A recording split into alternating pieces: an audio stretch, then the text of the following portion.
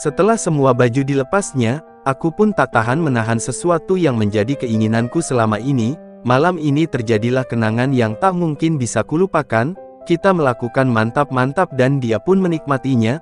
Tak sadar karena kecapean kita tertidur, hingga akhirnya terbangun di pagi hari. Aku masih belum percaya apa yang telah kami lakukan di malam itu. Kulihat senyuman manis Ayuk di pagi ini membuatku merasa nyaman. Apakah ini yang namanya cinta sejati ataukah ini hanya perasaanku saja yang berlebihan? Seminggu setelah kejadian itu aku pun menyatakan cinta kepada Ayuk. Aku ingin sungguh-sungguh menjalin hubungan ini dengan serius untuk menuju jenjang yang lebih serius. Namun Ayuk menolakku. Apakah kamu mempunyai cowok lain ataukah ini karena sekretarismu?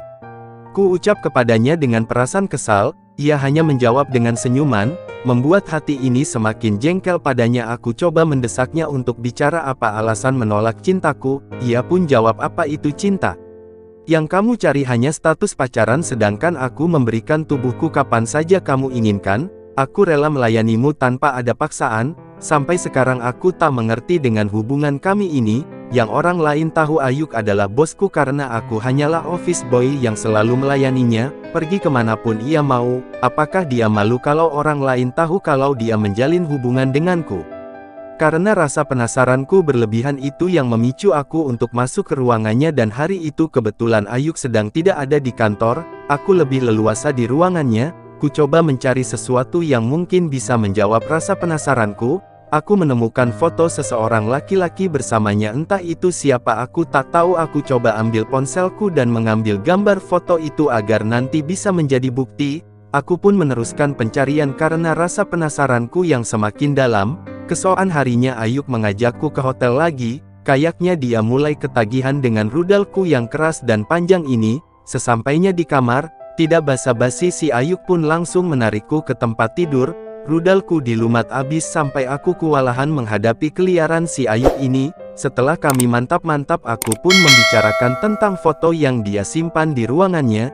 Dia pun menjelaskan kalau itu foto mantannya dulu. Aku pun merasa tak nyaman dengan foto itu. Aku meminta ia membuangnya dan membakar semua foto-foto mantannya. Namun ia tak mau untuk membuangnya karena itu kenangan terakhir yang ia miliki. Malam itu kami bertengkar hebat hingga akhirnya Ayuk mengeluarkan kata-kata yang membuatku sakit hati. Ia berkata, kamu tidak tahu diri kamu siapa. Kamu sudah lancang masuk ke ruanganku tanpa izin.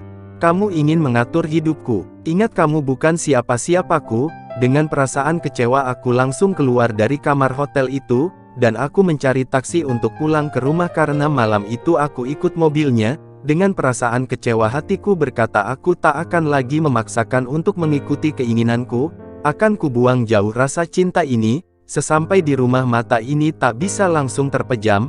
Aku coba memutar kembali ingatanku apa yang sudah kulakukan dan sekarang aku menyadari ini semua salahku.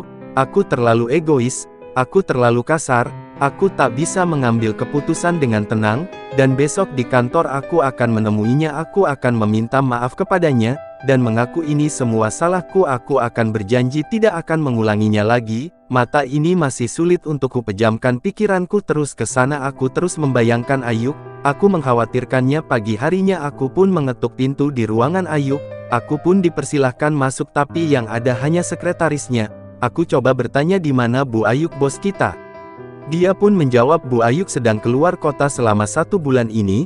Aku yang menggantikannya, ucap sekretaris itu. Aku pun langsung mengambil ponselku untuk menelpon Ayuk namun tidak bisa terhubung. Aku tahu ia pasti masih marah padaku. Tiba-tiba sekretaris itu bicara padaku. Gion, silakan duduk dulu, ada sesuatu yang penting untuk aku bicarakan padamu. Aku pun langsung duduk. Kamu sadar nggak selama ini kamu sedang diuji oleh bos? Pantaskah untuk menjadi pendampingnya? Aku pun terdiam mendengar ucapan sekretaris itu. Yang kamu lihat saat aku berciuman dengannya itu sudah kami atur sedemikian rupa. Itu semua bertujuan bisakah mulut kamu menjaga rahasia, dan apabila sampai ada yang tahu itu pasti karena kamu, dan sampai saat ini tidak ada karyawan satupun yang tahu, artinya kamu lulus dalam ujian itu. Dan apakah kamu lebih mempercayai ucapannya daripada yang kamu lihat?